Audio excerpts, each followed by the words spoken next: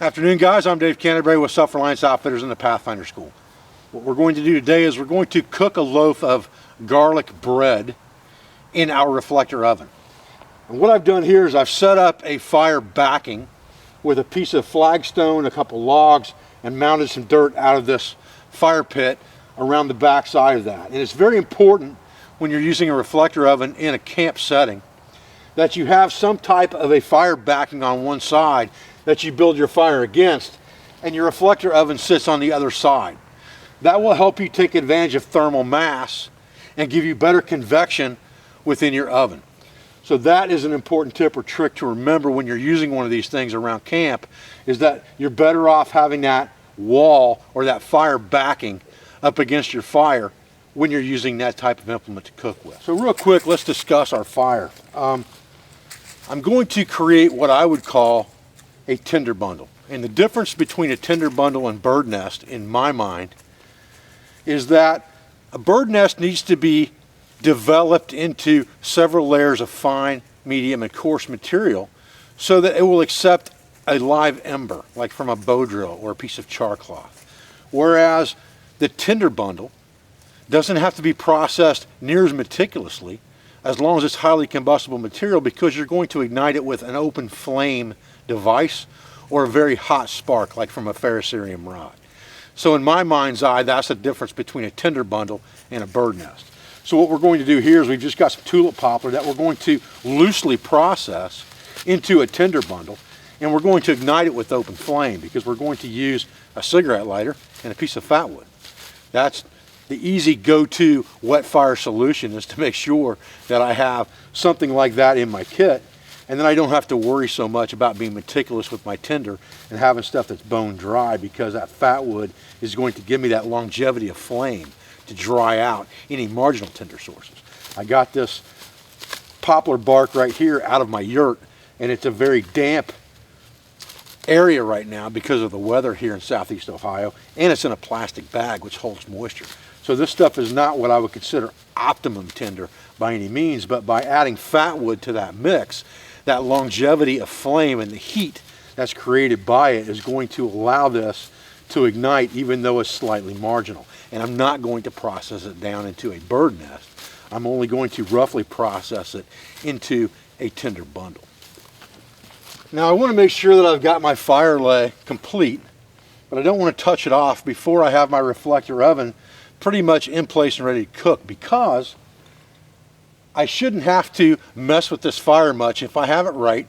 I've got faster burning material on it. I don't have a bunch of hardwood, larger branches on it. I've got all small, drier branches on here that are made from softer woods for the most part, that are going to go up quickly. I would expect a fire like this to burn unmanaged probably for 15 minutes, and that should be plenty long to cook a bread or a bannock or a biscuit mix that's in that reflector oven. So I don't need to worry so much about burning it down to coals, because I'm not cooking with coals. I'm cooking with heat. So I need instantaneous heat for this reflector oven. I've got a small piece of fat wood right here. I'll set it to the side. Now we're going to get our oven ready to bake, and then we'll touch our fire up. Okay, we're going to do this just about as simple can be. We've got our reflector oven that will sit like this in front of the fire. Right here's our baking surface. I've got a bag of Southeastern Mills cheddar garlic biscuit mix here that's just add water, easy drop. And I have a couple of throwaway aluminum bread pans here.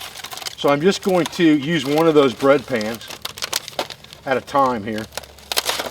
And the main reason I'm doing this, number one, is because it's convenient, and number two, because I'm not going to dirty up my reflector oven and have to worry about cleaning that up if I use something else in there instead that can just sit on the surface like this aluminum pan.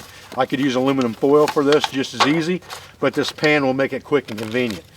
I've got a wooden carved spatula here and a bag of biscuit mix, and all I'm going to do with this is I'm going to mix it pretty much right in this pan. So I'm going to pour the biscuit mix in here and add water to it. I'll pour some in, add a little water. I'm doing all of this by eye, to be honest with you. I'm not measuring anything out. When I'm done with this mixture, I want this to be a little bit of a doughy type mixture like bannock would be or bread would be in your mind's eye. You know what that is. It's not difficult to figure that out.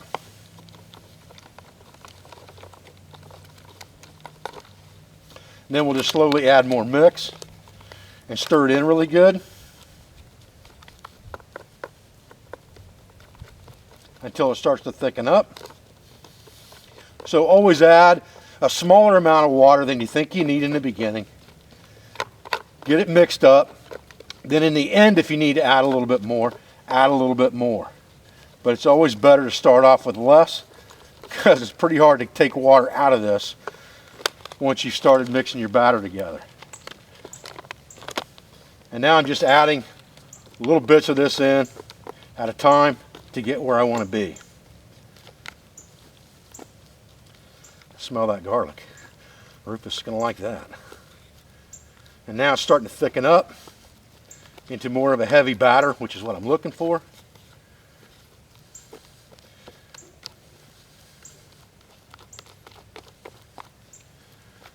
This is really simple and convenient. These pans, I want to show you a trick with these pans because there's a little bit of a convenience thing with these pans that a lot of people don't realize, and they're really cheap to buy.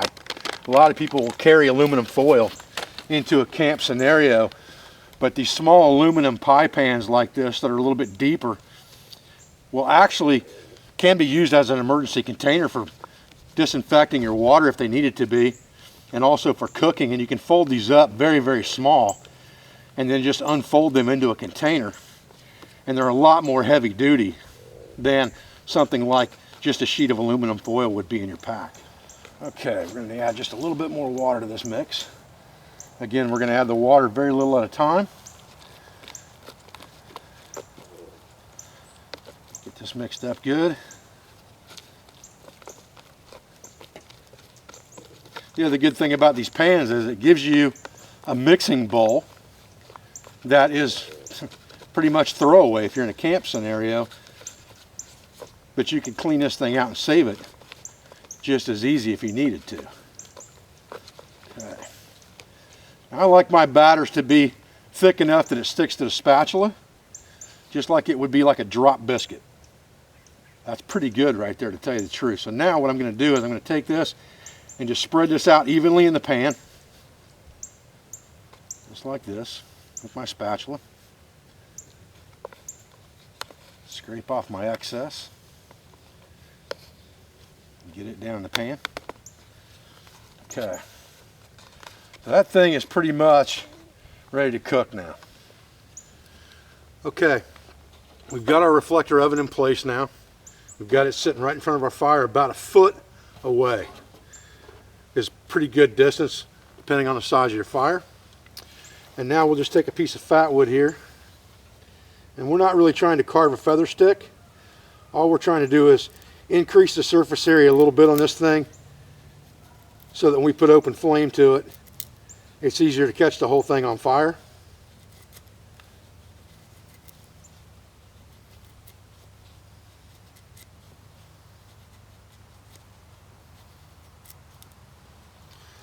We don't need it to be perfect.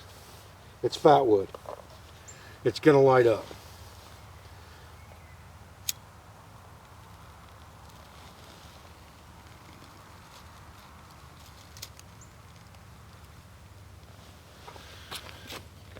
Get our oven squared up here and just let her eat.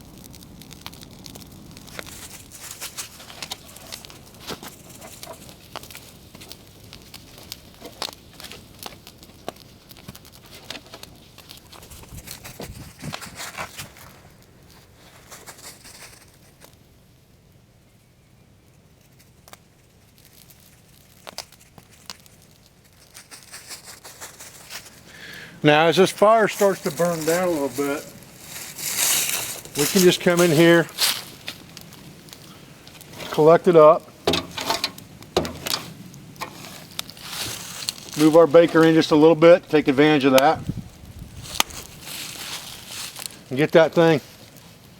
So we got a nice close relationship here between our reflector wall here, or our thermal mass wall, and our oven.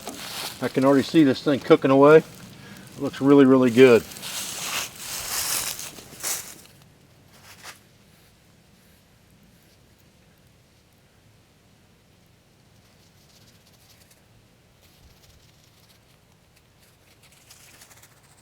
Now again, we're really just looking for baking heat. All right, we're not roasting this thing. We don't need that long-term heat. We just need a quick blast for 12 to 15 minutes of a good hot temperature. As your coals burn down, you can move your stove in a little bit, but you shouldn't have to add fuel to the fire once you've torched it off to bake this. It should be a one and done. The only thing you should have to manipulate is bringing wood to the center, feeding from the outside in, and then possibly moving that oven closer to the coals as it burns down. Everything else should be good to go. Okay, so there's our fire pretty well burnt down now. Been about 15 minutes, I'm guessing, something like that. And there's our oven. I just yanked up out of there. So we'll pull out our bread here, set it down, and get the oven out of the way. Let it start to cool down. Really the best way for us to check this is obviously the top is nice and golden brown. So the question is, did we get it cooked through? An easy way to figure that out is just to stick a stick down in it. If the stick comes out dry, you're cooked all the way through. If it doesn't come out dry, you're not cooked all the way through. See, that's pretty good, to tell you the truth. Nice and flaky. Oh yeah, man. Ooh. Rufus, you better come over and get you a piece of this. Rufus, come here. Come here. Come on. Come on. Come on. It's a little bit warm.